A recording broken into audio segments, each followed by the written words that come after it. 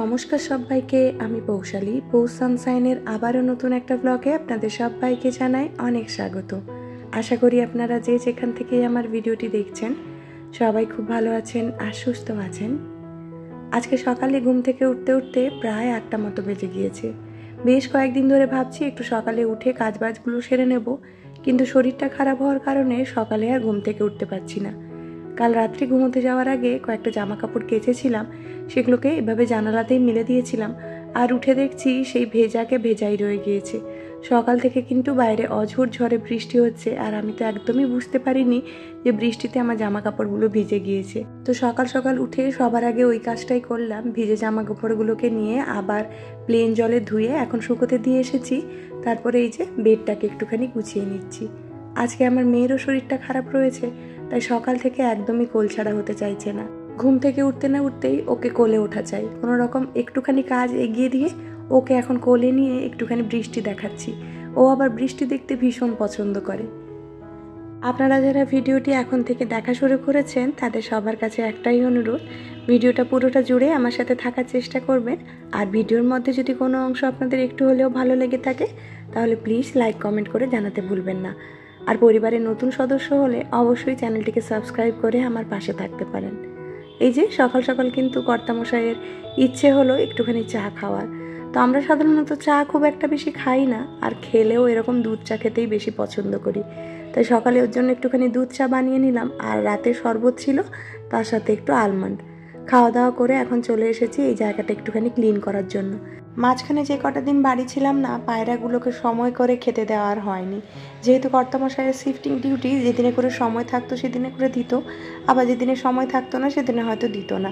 তাই আমি ফেরার পরে পায়রাগুলো কিন্তু যথারীতি খেতে আসতে ভুলে গিয়েছে। অনেক করে ডাকাডাকি করার পরে আজকে দেখলাম ফাইনালি একজন এসেছে খাওয়ার জন্য। আবার আমাকে দেখে ভয়ও পাচ্ছে। আগে আগে কিন্তু আমার সামনে বসে খেয়ে নিত, কিন্তু আজকাল আবার আমাকে দেখে ভয় পাচ্ছে। দেখা যাক, কিছুদিনের মধ্যে আশা করি ভয়টা কেটে যাবে। এই আলমারিটার উপরে খুব একটা বেশি জিনিস রাখি না, তবে যে কয়েকটা জিনিস রাখি সেগুলো কিন্তু খুব কম ব্যবহার করা হয়, তাই এরকম কার্টুনগুলোর মধ্যে ভরে রেখেছি। তো আমার কাছে কয়েকদিন ধরে এই শু বক্সটা ছিল, হাজব্যান্ডের শু আনা হয়েছিল, তো সেই বক্সটার মধ্যে কিছু একটা অর্গানাইজ করে রাখার ইচ্ছে ছিল। তো বক্সটাকে একটুখানি মেকওভার করার ইচ্ছে ছিল, তবে সময়ের অভাবে আর করে উঠতে পারছি না। তো ফাইনালি আজকে ভাবলাম মেয়ের ডাইপারগুলো এখানটাতে আমি অর্গানাইজ করে রেখে দিই, দেখতেও বেশ সুন্দর লাগছে আর অগোছালোও দেখাচ্ছে না। আর এই যে কার্টুনটা, এটা কিন্তু এই যে হাই চেয়ারটা রয়েছে তারই কার্টুন। তো সেটাকে আমি গুছিয়ে রেখেছি, আর কয়েকদিন আগে হাই চেয়ারটাকে খুলে না আমি চেয়ার টেবিল করে দিয়েছি, কারণ মেয়ে তো হাই চেয়ারে আজকাল আর বসতে চায় না। তো চেয়ার টেবিলটা করে দিতে দেখছি বেশ ভালোভাবে বসছে, আর ওখানে বসে কিন্তু খাওয়ারটাও এনজয় করছে। তো বাদ বাকি যে এক্সট্রা পার্টগুলো ছিল সেগুলোকে আমি এখন আবার বক্সের মধ্যে রেখে দিলাম। আর বক্সের ওপরে আমি একটা ওড়না ঢাকা দিয়ে রাখতাম, কিন্তু দেখলাম ওড়নাটা নোংরা হয়ে গিয়েছে, তাই পুরনো একটা পিলো কভার দিয়ে কিন্তু আমি দুদিক দিয়ে এরকম ঢাকা দিয়ে দিলাম। তাতে করে কার্ডবোর্ডটাও দেখা যাচ্ছে না, আর এর প্রিন্টার জন্য কিন্তু এটা দেখতেও বেশ সুন্দর লাগছে। তো এরকমভাবেই কিন্তু আমি ওপরটা সাজিয়ে নিলাম। তারপরে এখন চলে এসেছি কিচেনে।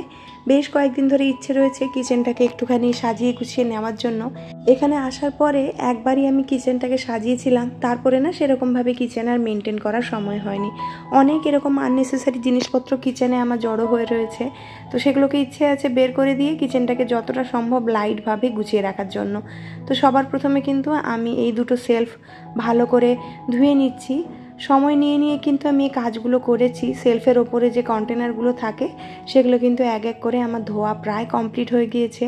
তো এখন সেলফগুলোকে ভালো করে ধুয়ে শুকিয়ে তারপরে আবার যথারীতি গুছিয়ে রাখবো। তো এখন আমি চিন্তা ভাবনা করছি কিভাবে কিচেনটাকে গোছালে আমার ক্লিনিংয়ের পেছনে একটু কম সময় দিতে হয়, সেরকম করেই আমি গুছিয়ে নেব। তো এই সেলফগুলোকে আমি অন্যভাবে ব্যবহার করব ভাবছি। তো দেখা যাক, কয়েকদিনের মধ্যে যখন কিচেন মেকওভার করব অবশ্যই আপনাদের সাথে ধীরে ধীরে শেয়ার করব। ভালো করে ধুয়ে এখন আমি বারান্দাতে রেখে দিলাম, এই জিনিসগুলো শুকিয়ে যাক, তারপরে আবার নিয়ে যাব। প্রায় মাস 3 মতো হয়ে গিয়েছিল ভাঙা মপটা নিয়েই আমি কাজ চালিয়ে গিয়েছি। তো ভেলোর থেকে ফিরে এসে ইচ্ছে ছিল একটা মপ কিনে নেওয়ার জন্য। তো আমি যেই কোম্পানির বাস্কেটটা ইউজ করছি সেই কোম্পানির আর মপ নিইনি, সেটার দামটা বেশ বেশি রয়েছে, তাই লোকাল একটা ব্র্যান্ডের আমি মপ নিয়ে নিয়েছি অনলাইন থেকে। এটা আমি অ্যামাজন থেকেই কিনেছি। আর নতুন মপে ঘর মুছতে যে কী ভালো লাগে কি বলবো। অনেক দিন ধরে ওই পুরনো মপটা ব্যবহার করতাম, তো তার ফলে কিন্তু ফ্লোরের ময়লা ভালোভাবে যেত না। কিন্তু এখন না নতুন মপটা ব্যবহার করার পরে দেখছি খুব সহজেই কিন্তু ফ্লোরের ময়লাগুলো উঠে যাচ্ছে, আর ফ্লোরটাও অনেক বেশি ঝকঝকে লাগছে দেখতে। আর সকাল থেকে বলছি না, মেয়ে একদমই আর কোল ছাড়া হতে চাইছে না। আমি এদিকে ঘর মুছছি আর পেছন পেছন কিন্তু আমার ঘুরে বেড়াচ্ছে। তো ওকে কোনো রকম নিয়ে কাজগুলো শেষ করে তারপরে আমাকে আবারও একটা জায়গায় যেতে হবে, যেহেতু শরীরটা খারাপ রয়েছে। তাই ভেবেছি একটু হোমিওপ্যাথিক ডাক্তার দেখিয়ে এনে কয়েকটা ওষুধ আনবো। তো এখানটা আমি ফাইনালি কিচেনের এই যে সেলফ রাখার জায়গাগুলো সেগুলো একটুখানি ঝাড়ু দিয়ে নিচ্ছি, তারপরে মুছে নেব। এই জায়গাগুলো তো সরিয়ে সরিয়ে সবসময় ঝাড়ু মোছা করা সম্ভব হয় না, তাই এই জায়গাগুলোতে না অনেক বেশি ধুলো ময়লা জমেছিল। তাই এই জায়গাটাতে কিন্তু আমি ভালো করে ঝাড়ু দিয়ে তারপরে পুরনো মপটা দিয়ে মুছবো, তারপরে আমি নতুন মপটা দিয়ে মুছবো। যেহেতু নতুন মপটা এখনও অবধি সাদা ধপধপে রয়েছে, সেটা দিয়ে ওই নোংরা জায়গাটা মোছার আর ইচ্ছে নেই। আগের ভিডিওতে আপনাদের সাথে শেয়ার করেছিলাম বাইরের ব্যালকনিটাতে আমি স্ট্যান্ডগুলো দিয়েছি যাতে আমার কাজের সুবিধা হয়। সত্যি দেখুন কতটা কাজের সুবিধে হয়েছে। আমাকে কিন্তু এই টবগুলোকে বারবার সরিয়ে সরিয়ে আর পরিষ্কার করতে হবে না। প্রত্যেক দিনই ঝাড়ু দেওয়ার সময় ওই স্ট্যান্ডের নিচে ঝাড়ু আর মোছা দুটোই কিন্তু পৌঁছে যায়, মানে মপটাও করতে পারি, ভালো করে মুছেও দিতে পারি, ঝাড়ুও দিতে পারি। এতে করে কিন্তু আমার এই ব্যালকনি ক্লিনিংয়ের ঝামেলাটা অনেকটাই কম হয়ে গিয়েছে। তো অনেকটা দিন যেহেতু মাঝখানে ছিলাম না, বাড়ির বাইরেরটা হাজব্যান্ড সেরকম ঝাড়ু মোছা করেনি, আর আমিও ফেরার পরে না সেরকম আর সময় পাইনি। আজকে কিন্তু ফাইনালি আমি বাড়ির বাইরের পুরো অংশটা জুড়ে ঝাড়ু মোছা একদম কমপ্লিট করে দিলাম। যদিও পাশের বাড়ি যারা রয়েছে তারা কিন্তু এই জায়গাটা বিশেষত যে কমন এরিয়াটা রয়েছে সেটা প্রত্যেক দিনই মুছে দিত, কিন্তু আমারও তো একটা দায়িত্ব রয়েছে, তাই আজকে আমি আবার ভালো করে মুছে দিলাম। এরপর থেকে আশা করি পুরনো রুটিনে ফিরলে এটা মুছতে পারবো প্রত্যেক দিন। তারপরে এখন চলে এসেছি এই বাসনগুলোকে একটু ধুয়ে নেওয়ার জন্য। যদিও ধোয়া বাসন ওই সেলফের মধ্যেই রাখা ছিল, তাও একবার ভালো করে ধুয়ে শুকিয়ে তারপরে গুছিয়ে রাখবো। আর এই কাজটা করতে করতে আগের দিনের ভিডিওতে করা কয়েকজন মিষ্টি মিষ্টি দিদিভাই, দাদাভাই আর বোনেদের নামগুলো আমি নিয়ে নিই। আত্রিস ইটস অসম, জাস্ট অসম থেকে একজন দাদাভাই কমেন্ট করেছে, সাক্ষী সাহু, আরাধনা সাহু, সিম্পলি দীপা থেকে দীপা, আমাদের গল্প কথা থেকে সুস্মিতা, আর হচ্ছে কাই দিদিভাই, পপি ঘোষ দিদিভাই, আর আমার রুমা দিদিভাই। আর তার সাথে কমেন্ট করেছে প্রিয়াঙ্কা তালুকদার, অঞ্জিত লাইফস্টাইল, মৌ ভট্টাচার্য, মিনা সিংহ আর দীপান্বিতা মুখার্জি। আপনাদের সবাইকে জানাই অসংখ্য ধন্যবাদ এত সুন্দর সুন্দর কমেন্ট করার জন্য। তো আশা করি আগামী দিনগুলোতেও এভাবে আমার পাশে থাকবেন, আমাকে অনেক ভালোবাসা দেবেন। আর এই তো আপনাদের নামগুলো নিতে নিতে কিন্তু আমার ওদিকের কাজটাও কমপ্লিট হয়ে গিয়েছে। এখন সকালে ব্রেকফাস্টটা করে নেব। আজকে সকালে একটুখানি কর্নফ্লেক্স খাচ্ছি। আগে কিন্তু আমরা কর্নফ্লেক্সটা খুবই খেতাম, কিন্তু আজকাল আর খাই না। তাই কালকে 20 টাকা দিয়ে ছোট্ট একটা প্যাকেট কিনে এনেছি। যদি ভালো লাগে খেতে তাহলে ভবিষ্যতে কেনার ইচ্ছে রয়েছে।